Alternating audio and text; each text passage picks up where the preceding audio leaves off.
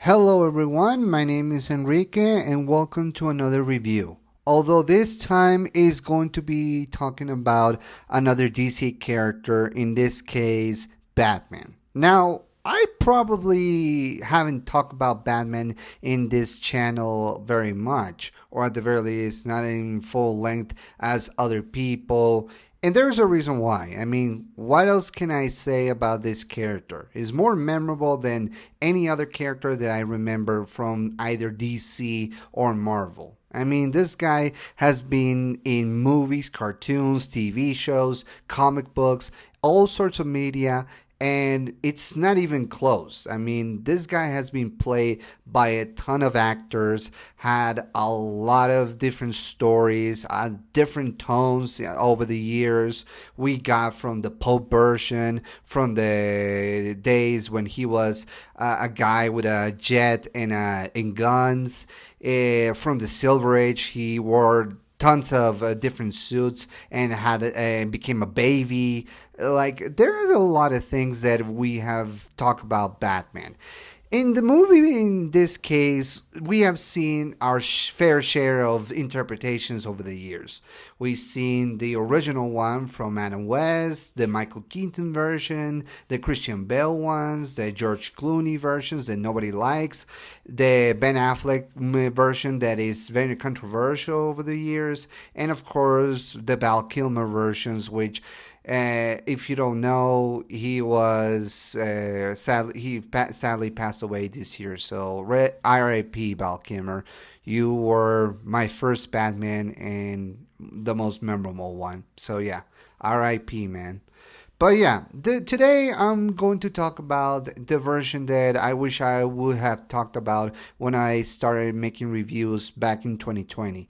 And that is, of course, the Batman, which is directed by Matt Reeves. So the thing that we need to start talking about at the beginning is before the entire plot or how the movie was in story and characters, we need to talk about the history. And I don't mean the history of Batman, more like the history of making this particular Batman movie.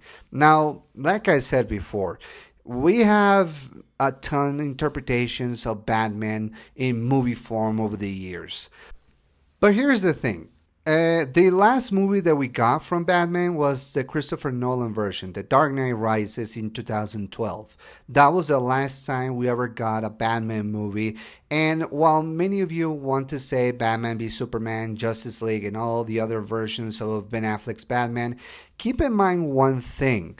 We never got an actual solo Batman movie since 2012. So, technically speaking, ever since 2012 and until 2022, it was basically 10 years without any Batman movies where he was the main character, or at the very least, he writing solo and writing all of his adventures and characters. And here's the thing that a lot of you don't know, or probably know thanks to other videos, and that is that Ben Affleck was supposed to get his own movie, and that's where the Batman movie with Matt Reeves started to develop. It was originally a Ben Affleck Batman solo film, which was supposed to connect with Zack Snyder's version of the DC universe. You see, the idea was that Ben Affleck was supposed to direct his own Batman movie with his own story, which was in many respects in some drafts was supposed to be taking place in Arkham, was supposed to be like a deconstruction, or at the very least a character study of Bruce Wayne and his villains. Joe Manganiello was supposed to play Deathstroke, and he was supposed to be the main villain of that movie, which was basically a revenge story. We would have learned that Dick Grayson's Robin would have been killed by Harley Quinn and the Joker, and it was supposed to build up to basically the other Justice League movie that we never got, the second part of Justice League. And it was all leading up to the Riddler surviving and be part of that plan. Now, A lot of people have also speculated that because Ben Affleck was basically scheduled to direct this film, that it was going to also have Matt Damon in a titular role, maybe as Harvey Two-Face or maybe as the Riddler, which wouldn't make sense. But in any case, through a lot of controversies, a lot of problems, both professionally and personally for Ben Affleck, a lot of tons of basically things that happened during the DC production of this film, and a lot of changes in management. It all led to Matt Reeves creating his own story with some of the basics from the original plans and some of the art and some of the ideas put into this film. Another thing that is supposed to have, or that they changed in this film, was the actor. Ever since Ben Affleck felt like he couldn't play Batman anymore after the whole thing with Zack Snyder, it was reported that it was going to be someone else taking the role. And that role led to Robert Pattinson landing the role of the Cape Crusader. And this, in many respects, caused a lot of controversy for a lot of people. Because keep in mind, a lot of people who watched the Twilight films associated Robert Pattinson with those five films in particular. And it was basically not necessarily a black eye for this actor's career, but we can all agree that it wasn't the best showcase for Robert Pattinson's career. But thankfully, he bounced back doing some indie films and some small roles, and basically do some small movies that are not necessarily, Hollywood-esque, basically. But yeah, after a long time and a lot of rewrites and changing management, it led to the movie that we are seeing today, which was supposed to be one thing, but it became another thing. And now, in my opinion, and this is probably something that maybe a lot of people won't agree, but this is the best Batman film thus far. And the reason why I'm going to get to at the end. But let's talk about the film itself and what is it talking about. So the film basically is a detective noir film taking place in Gotham in the second year where Batman was still around.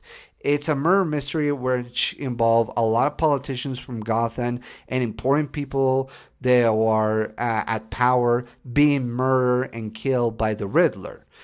And the Riddler leaves behind some clues for Batman in order to figure out some mysteries and some ideas, or at the very least not ideas, but also information leading to a big conspiracy. And it's up to him and a group of allies like Jim Gordon and Catwoman to figure out what's going on. And it's supposed to uncover a truth that even he didn't saw coming. So one of the things that I like about this film was basically the mystery and the story. You see, this is a different story that we see Batman being on, because if you look back of all the other movies from the original ones to the Christopher Nolan version, you notice that Batman doesn't have a ton of mystery to resolve. I mean, what I mean by that is that there is a reason they call Batman world's greatest detective. And the reason why is because he always does investigation. One of the things that Batman does all the time is putting his mind to the test by investigating murders, mysteries, robberies, figure out who was the culprit, the motivations, and with the technology from Wayne Enterprise, he always figures out who was responsible and the man and the reasons behind that action and crime. So yeah, this is what we see in this film. The other film that utilized a mystery story was Batman Mask of the Phantasm, but it was an animated film that a lot of people over the years didn't know until recently during the internet boom. So yeah, Other than that film, this is the first live action Batman film to ever tackle a murder mystery. And I gotta say, it's pretty fascinating. The story treats it like a murder mystery. Batman has a journal which the details his thoughts, his mindsets, his investigations. He uses the technology at its full strength. He figures out not only the reasons why the Riddler is killing people, but the people who are behind a big conspiracy, mobsters, politicians, and realizes what's going on. But he doesn't have all the clues connected, and this leads to his character development. Which, speaking of which, leads us to the characters in this film, which I'm going to talk about right now. Now, it's important to mention there are a ton of characters in this film, and there are a ton of people, huge people with big names that have started in this film. So it's important to mention that. And I'm going to start one by one from the least to the most important, or at the very least, the ones that are significant to this story. And if I didn't mention anyone in this video in particular, I apologize. It's just that the story focuses on certain characters that I couldn't list everyone there. But one in particular that is worth talking about is John Turturro as Falcone. And it's not pronounced Falcone. That I made a mistake in the Dark Knight movies. It's actually pronounced Falcone. So yeah, Falcone, played by John Turturro. In my opinion, this is the most dramatic and serious character that Turturro has ever played throughout his entire career. Now, for those who don't know, Carmine Falcone is the leader of the mob in Gotham, along with other mob families. But in particular, in this case, the Falcones were important people in Gotham, and Carmine has done everything to maintain a level of power, and he has killed everybody who stand in his way. And let me tell you, Turturro performs this or pulls this performance out of the water. I mean, this is a character that Tom Wilkinson played in the Batman Begin movies. And let me tell you, Turturro surpassed him by a mile. No disrespect to the late Tom Wilkinson, but Turturro just made it his own. He has this persona, this level of confidence, and he talks so softly that you didn't know what to expect. You will think that he will go over the top, goofy, like in the Transformer films or any other of the Coen movies. But no, this is a very subtle, very high class, very menacing character that John had played in this film to maximum efficiency. So yeah, this is a great performance from John Turturro, which leaves me baffled why in the Penguin series they recast the character with Mark Strong when Mark could have played another character. But hey, I'm not the director or the casting director, so I don't know the reasons. All I know is that Turturro was a better Carmine Falcone than any other version. So yeah, this guy made this character his own.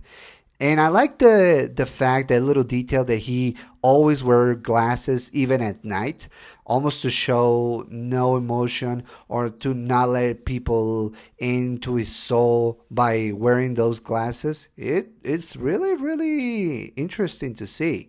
So yeah, I gotta say it's one of my favorite performances.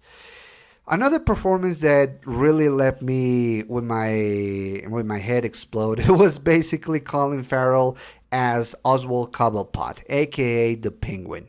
Now, I gotta say, Colin Farrell throughout his entire life has played a lot of great characters, and he always likes to go over the top whenever he gets the chance. He played over the top villains before with his role as Bullseye in the Daredevil 2003 movie.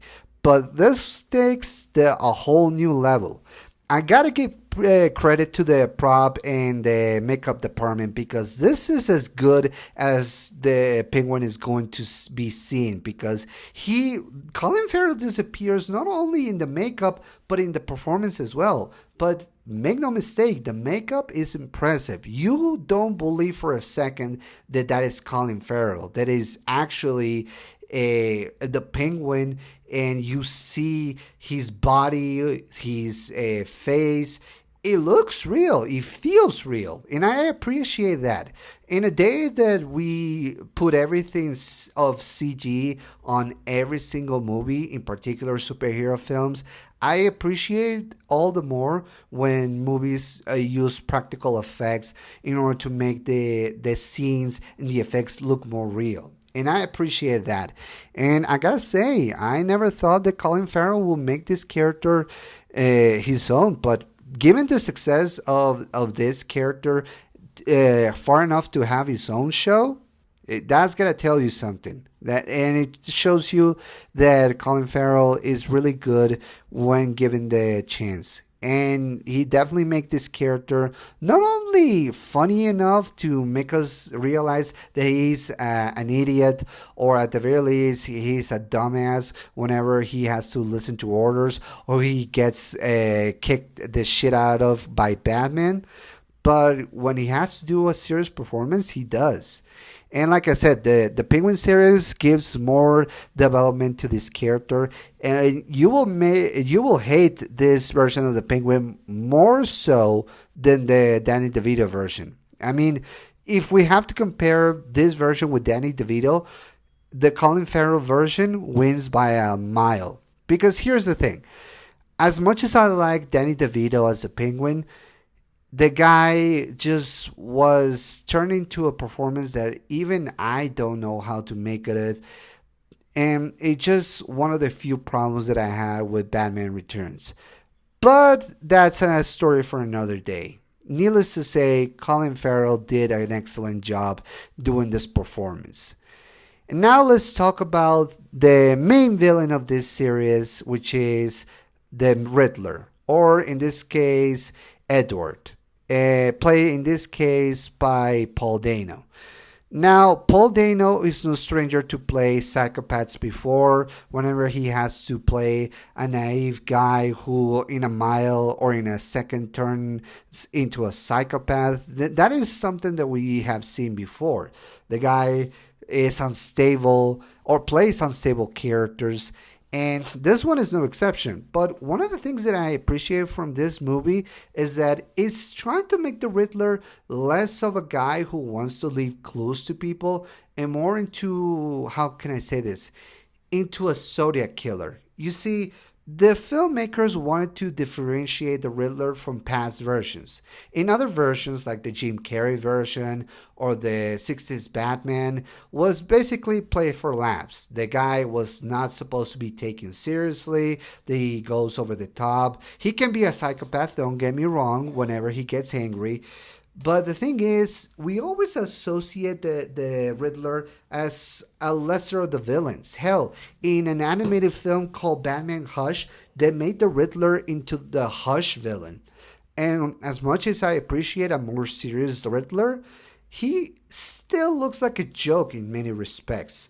And that's something that this film doesn't do, because this version of the Riddler is not interested in proving that he's the smartest man of the world, or basically getting revenge on people who just think he's weird. No, this guy is almost like a pseudo vigilante. You see, the strategy of the Riddler in this film is to guide Batman into revealing some aspects of the city or the people that run Gotham City that he didn't know about the Falcons, about the people in the police department, and the mayors. He basically has a vendetta against the system, and one of the things that I like from this version of the Riddler is that he's not afraid to prove or to go to extra miles and to influence people into pushing for a different narrative or to push things in a direction that, while not good, feels necessary. And that's something that Paul Dano performs unbelievably well. He basically does the crazy person with clear motivations very well. He throughout his performance, you don't see his face until the final act. We see in the third act of the film, and we see his face. But throughout the film, he wears a mask. Once again, going back to the Zodiac reference, but even with the mask, he really performs well. His voice, even altered, shows a range of rage and funny performance underneath that. I know a lot of people want to say that the mask prevented the full on performance to shine in, but I would say that it didn't bother me as much as others because, like I said, the performance, the voice, and the interactions and the body language is honestly much more powerful than just seeing the person's face. It's honestly the best of cinema. Paul Dano really, really looked like he was having a ball playing this character and getting to the psyche of this particular version of the Riddler. Now, I should mention in this case that the name of the Riddler here is not Edward Nygma, but Edward Nashton. Probably to make the character less goofy and because Nygma sounds pretty obvious. But still, even with that fact, I still appreciate what this film did. And hey, I can take this character of the Riddler more serious than the Jim Carrey version. I love Jim Carrey, but man, that he made the character so goofy and over the top. But yeah, now let's talk about basically the heroes, or at the very least, the people who are trying to do the right thing. Let's start with Alfred Pennywood, played in this case by Andy Serkis. Now, I'm not gonna lie, when Andy Serkis was announced to be the one to don the character of Alfred Pennywood, I immediately thought, why? I mean, one of the things that I like about Alfred is that he was always a fatherly version of Bruce's father. You know, that kind, sarcastic, very well spoken, very well developed. This one look more rough around the edges. You have to keep in mind, Andy Serkis, well, he's a good actor. One of the things that I noticed is that he likes to play weird characters. Guys, they are basically CG characters. They are almost villains or weird creatures from another world. So seeing the Serkis in a live action performance that is not as small, but it's actually very important to Batman's mythology, it got me thinking, wow, how is he going to play it? Now, Alfred in other versions have always had a checkers past in this case. Like he was in the British military service or in the secret service of the British Empire, or basically he was a spy. You know, the kind of stuff that you want to add on to side characters in order to make them more important. But in this case, it wasn't that. Or in this case, it was basically the same type of past that Alfred had in other versions added to this film. One of the things that I was worried about is that this Alfred was going to be rough, very angry all the time, or saying, "Oh, why am I working with you? You always do stupid things. My God." But no. Well, he's not in this film for very long. Alfred does pull the emotions that we needed.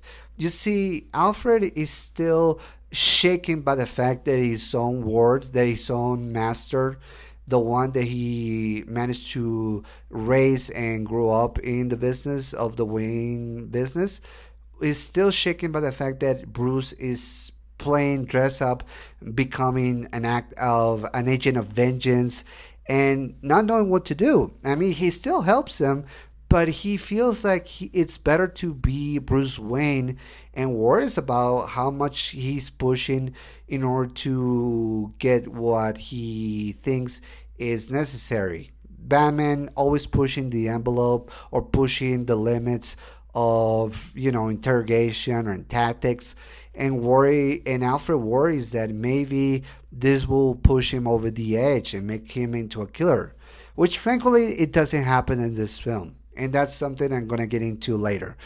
But needless to say, Andy Serkis does perform not only the dramatic moments well, but also the emotional moments as well.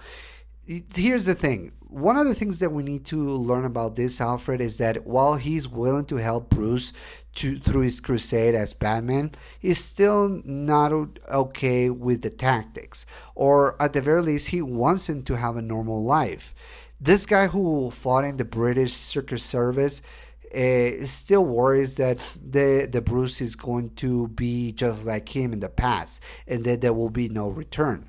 Thankfully, he's the voice of reason, and over the course of the movie, Bruce learns to appreciate Alfred the more and more. In particular, in some moments when Alfred lets his emotions fly, not in an over the top way like in other versions, but in a more dramatic way. Like he knows that he is trying to do his best, but he doesn't know how. Like he doesn't know how to be a father or how to be a mentor. And yet Bruce appreciates everything that Alfred does for him. And by the end, he gains a new level of appreciation to Alfred. It might be not the Alfred that we've seen in other versions or the one that we are accustomed to see, but it's the one that I could get behind of.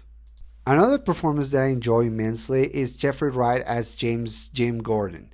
Basically, he's an ally for Batman in his fight for the crusade of saving Gotham City from criminals and corruption. Now, once again, this is a different version of Jim Gordon, but it's the one in which he hasn't become the commissioner of the Gotham Police Department. But we're probably going to see in the future. But one of the things that I appreciate is that Jim is not making any assumptions of who Batman is. He already knows who Batman is, his methods and his ways to get information from people and to beat bad guys, and he allows the Gotham Police Department to work with him. And that's something that, let's be honest, we haven't seen very often in other versions. And the reason why is because they're trying to stick to the most realistic of the versions. Yes, we saw a little bit in the Ben Affleck version, but like I said, not only did Ben Affleck didn't have his own movie, but we barely see Gotham. So yeah, it's nothing very much to say, and it's not enough for me to form a full-on perspective or a full-on view on the police department of Gotham. But yeah, one of the things I appreciate from Jeffrey Wright is that despite having his reservations, he is a good ally for Batman. He actually is allowing him to perform the detective investigations, to assist him, to basically do more, uncover secrets and do interrogations. Like he has no problem with it, which is something from the comics that we have seen, and even in animated versions. And that's something we should allow. I know a lot of people want to see the most realistic version of Batman, but again, this is not a version that we should always acclaim. We should always acclaim for something different with Batman, because we have seen other versions, and the different they are, the more we appreciate for their tone and their different types of story that they have.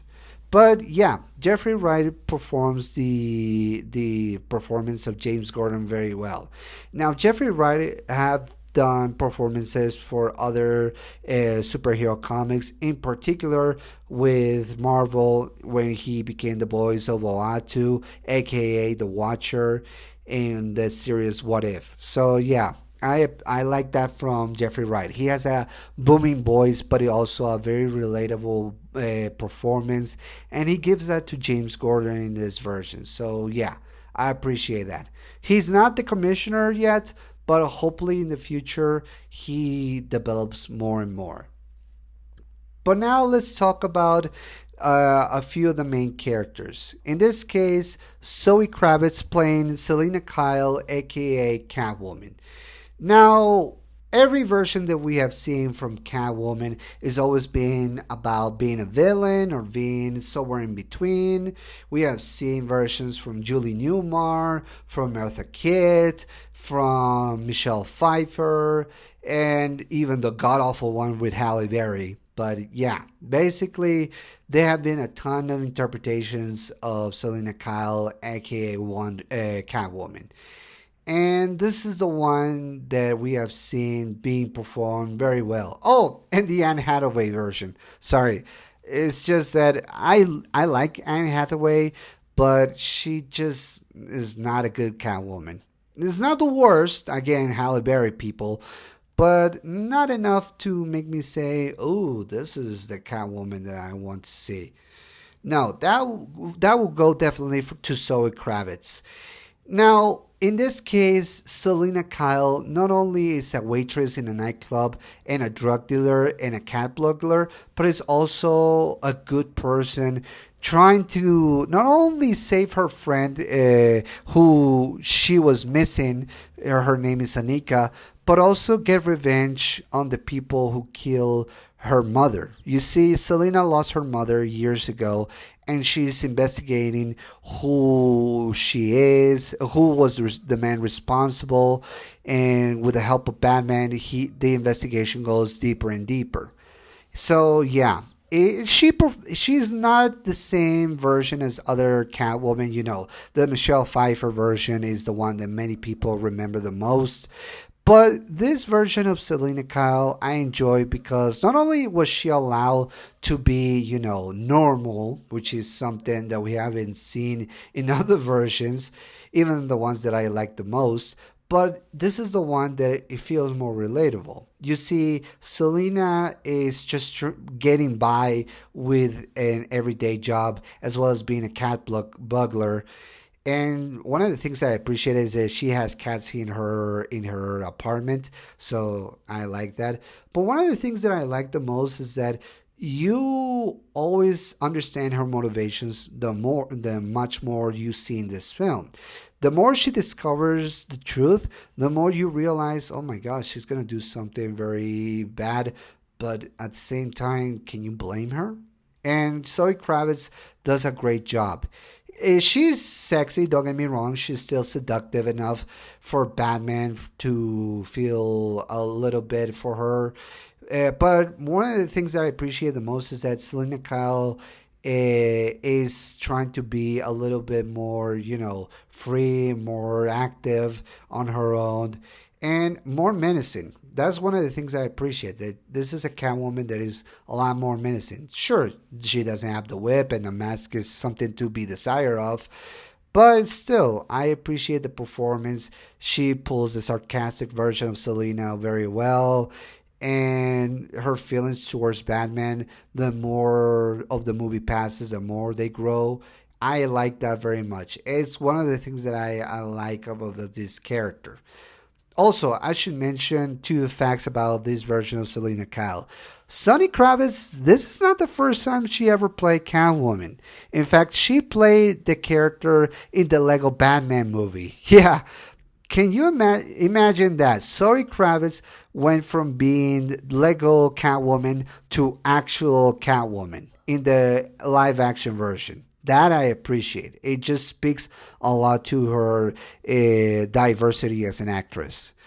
But another thing that I noticed, and a lot of people didn't mention until now, is that maybe this version of Selena can be a bisexual. And here's the thing why.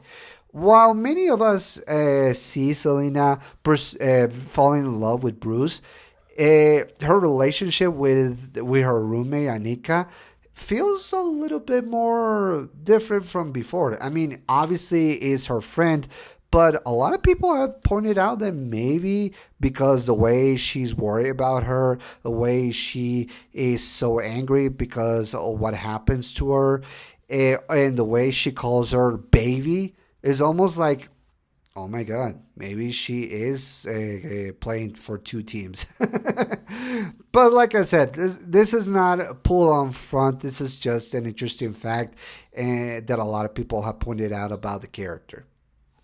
But now let's talk about the main character of this film and the entire glue that makes this film the way that it is. And that is Bruce Wayne, aka Batman, played by Robert Pattinson. Now, as I mentioned before, Robert Pattinson is known for his roles in the Twilight films. So when he landed the role as Bruce Wayne, aka Batman, we immediately thought, oh my God, are you serious right now? Do you remember the Twilight films? Do you remember how bad those films are?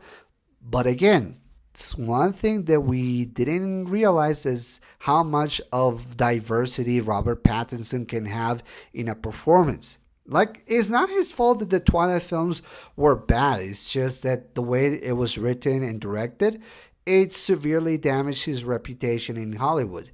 But he went back to do some small films and independent films that we all like to see and remember, like The Lighthouse, for example.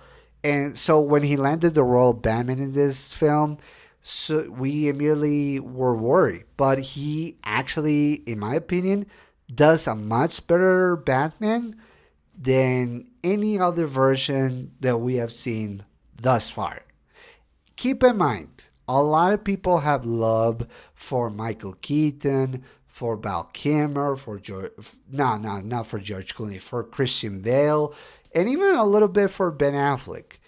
Because a lot of people, when they think about Batman, they think about it in a certain way, and they are worried that they were casting a certain actor to play the role, thinking that it is not going to be well, only to be surprised by the end. And this one is no exception.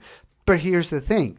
This is the closest thing to a good Batman character that we have ever got in other versions.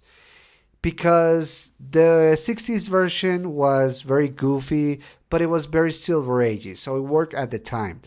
The Michael Keaton version felt more psychopathic, or at the very least willing to kill, which is something that Batman doesn't do. And I know, a lot of people want to say, but Batman have killed in other versions. Yeah, I know, but a lot of people think about Batman as a paragon of hope, and as well as being a good person and not allowing the same circumstances that made him become Batman happen to other people. I'm just saying. But going back to the list of actors, Michael Keaton was more willing to do more harmful things. Val Kilmer was great, but sometimes a little not necessarily memorable. George Clooney, well, we all know what happened to George Clooney, so we should just leave it at that. And Christian Bale, what he did great, he focused more about being, being Bruce Wayne than actually being Batman. And like I said, Ben Affleck never got the chance to actually show his full-on strength as Batman or as Bruce Wayne. And this movie was supposed to be, but we never got that. So unfortunately, we cannot form an entire opinion around it, except from other interpretations in other films that he has done. But here's the thing: Robert Pattinson not only performs the agent of vengeance very well, but also the investigative part. He has that subtle look underneath that entire costume very well. He looks that he's taking everything seriously to the max. That this is the guy who is obsessed. One of the things that Batman is an obsessive compulsive detective, that he doesn't rest until he gets to the bottom of the investigation. He goes through all the avenues, he barely sleeps, and he goes insane Well, not goes insane, but he goes over the edge. Well, not necessarily over the edge. Basically, this version of Batman is more composed and more angry there than any other version because the subtle acting of Robert Pattinson shows that Batman can be calm, collected, but also intimidating and scary. And this is the factor that a lot of Batman films don't have, the scary part. Because Batman is supposed to be fear, inflicting fear in all the villains and criminals. And that's the whole core of this film, how Batman is basically an agent of vengeance. But thankfully, he doesn't kill anyone, which could have been easily written in this film, but no. This is an angry Batman, but this is the one that prefers to make his criminals and his victims look more scared than being dead. That is the focus, to make the legend of Batman grow, even though he's just a mortal man. Because that he understands the symbol of Batman, that he is fear, that he is night and vengeance. And that's what he calls himself, vengeance. And even though he never says anything about his past, we shown snippets about his past. He doesn't go all the way or goes over the line to say, "Oh, this happened to me. Oh, this happened to me." No, this we already know who Batman is and how he became Batman, but he has more subtle acting to show his entire inner rage and inner frustrations, but also his detective deductions as well as his looks. His looks could kill, literally, could cut through steel. That is one of the things I appreciate from Batman in this version. And Robert Pattinson performs it very well. A lot of people have reservations about when he plays Bruce Wayne, but keep in mind that this is not a guy who's focused on being Bruce Wayne, but to actually be Batman.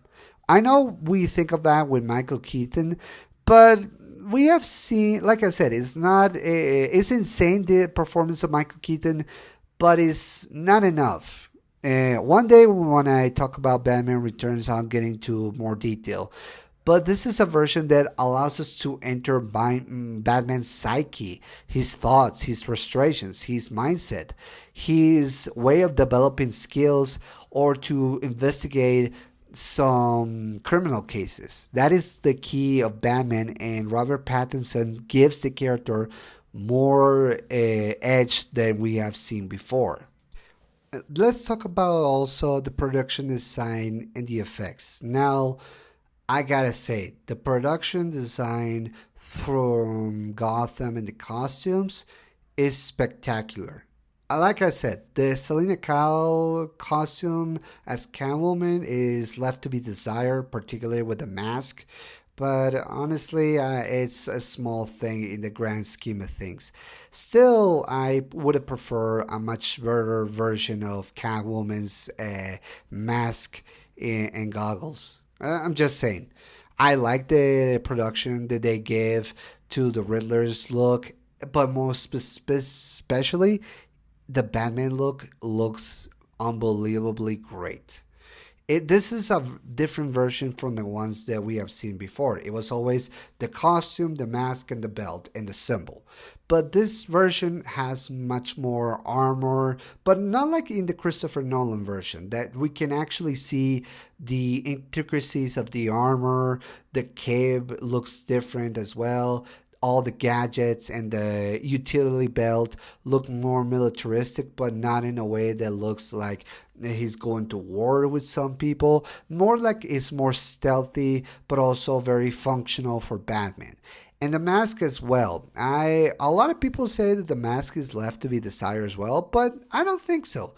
In fact, I would say that this is a more practical version of the mask of Batman.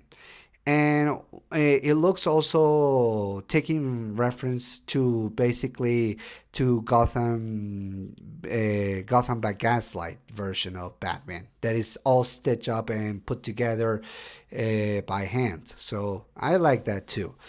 The entire look of Gotham, I gotta say, this is my favorite version of Gotham, and it looks like a real gothic, very menacing city. Because here's the thing.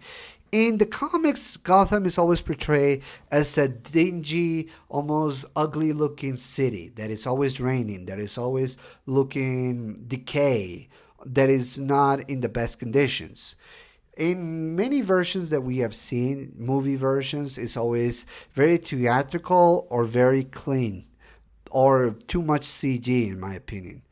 But yeah, basically, this Gotham is a lot different. It looks like it's a real place that you will find in other places, but still, it looks fantastic or unreal enough to say, oh my god, this is from the comics.